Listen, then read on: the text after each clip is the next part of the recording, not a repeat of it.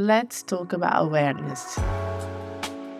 It plays a key role at every stage of our growth. I love this topic because for a long time, I had no idea how much my upbringing had shaped me. One of the hardest things for me was simply speaking up, saying how I felt when something triggered me, or having the confidence to share my thoughts in meetings or in social situations. I would often freeze, afraid of being misunderstood, judged, or even laughed at. If this hits home, stay with me until the end. I will share with you a step-by-step routine that helped me speak with more clarity and confidence, even in high-pressure rooms. Now, this is not about quickly fixing something. You will notice that in all of my videos, I'll be talking about limited beliefs, trauma, all the tools that we can use to go out there and still live within our authentic selves. I spent so many years in my life scared of talking, of expressing my opinion. Because of these fears, I never put myself out there. And after I started working on myself, I learned about childhood trauma and I practiced a lot of meditation, somatic practices, mindfulness. My life changed.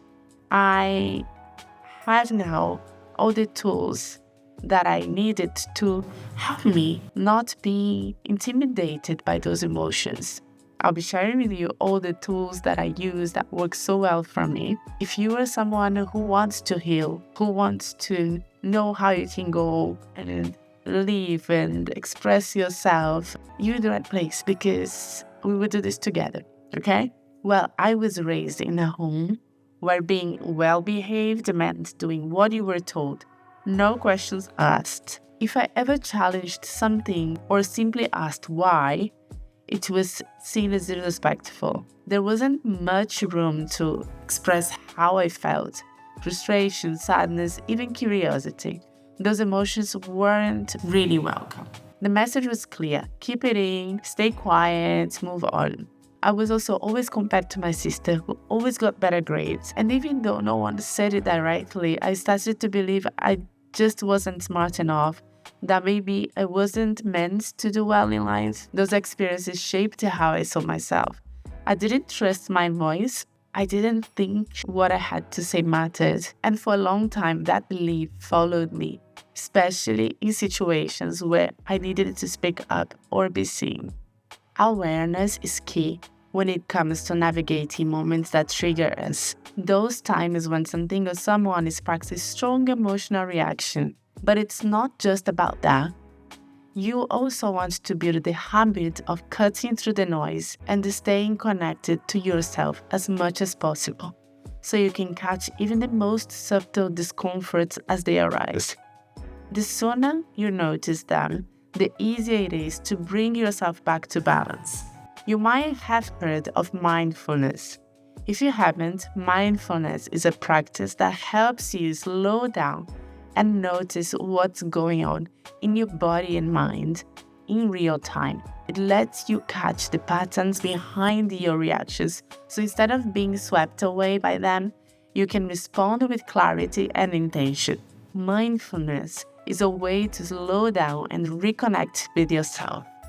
Instead of pushing through or shutting down when emotions hit, mindfulness teaches you to pause, breathe, and actually feel what's going on without getting stuck in it. So today, I want to walk you through a simple routine that's helped me find my voice, even in moments where the pressure is high and the room feels intimidating. Step 1. Notice when you leave yourself. I will give you an example. In meetings at work, I would sit there completely focused on the fear and pressure I felt to speak. Other times, I would zone out of the conversation and start observing other people, how they spoke, how confident they seemed, how smart they looked. That was my cue. I wasn't present anymore. I had mentally left my own body. What you can do when you see yourself doing the same thing is gently bring your focus back to your breath, your body in the chair, your hands. Anchor yourself in the now. Second, redirect your focus. Once you notice that you've disconnected, whether you are stuck in fear or caught up analyzing how others speak, gently turn your focus inward. Ask yourself, what do I actually think about what's being said? Do I have a question? What is the perspective right now? One thing that helps is to keep a notebook in front of you and write your thoughts down quietly during the meeting. It is a simple way to stay connected to your own voice, especially when the pressure to perform is high. Third, regulate your nervous system beforehand. This is more like the first thing you should be doing, but I thought that it would make more sense to mention now than earlier. The frozen feeling that stops you from speaking, it's not you being weak, it's your nervous system going to shut down. So before your meetings, take 2 to 3 minutes to breathe deeply. Inhale 4 counts, exhale 6. You will inhale through your nose and exhale through your mouth. As you inhale, count to 4. And as you exhale through your mouth, count to 6. You can also press your feet firmly to the floor or clench and release your fist. These simple actions tell your body, I am safe. Fourth step, use micro wins to build confidence. Don't pressure yourself to give the best idea in the room. You start with the small wins. Ask a clarity question, agree with someone's point, or even just to speak once. Each time you do, you are proving to your brain that it's safe to express yourself. Step 5, to reframe the inner critic. My thoughts used to say, "They're smarter than you. Don't speak, you will sound silly." Now when I feel this way, I gently say to myself, everyone here has something to learn, including me. It is okay not to sound perfect. I'm allowed to grow out loud.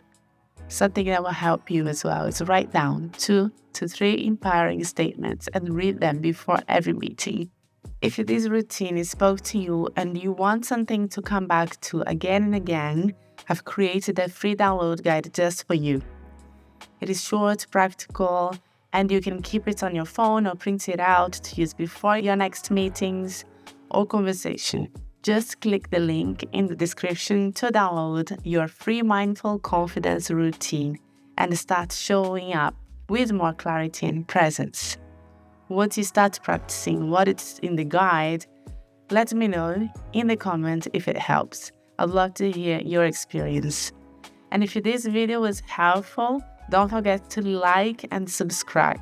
It really supports the channel and helps more women find this kind of content. Mastering your voice isn't about never feeling nervous. It is about learning to stay with yourself when you do.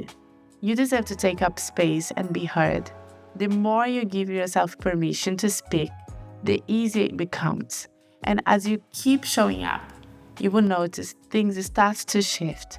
Doors open, your confidence grows, and the work you've done within starts showing up on the outside too. The next video I'll be sharing is a continuation of this series. It is about safety, rewire your nervous system to feel safe being seen. There are 5 videos in total that are complementary to each other and will give you the right base to start the real work: awareness, safety, reclamation, identity, and expansion. Thank you so much for watching. We will connect again soon.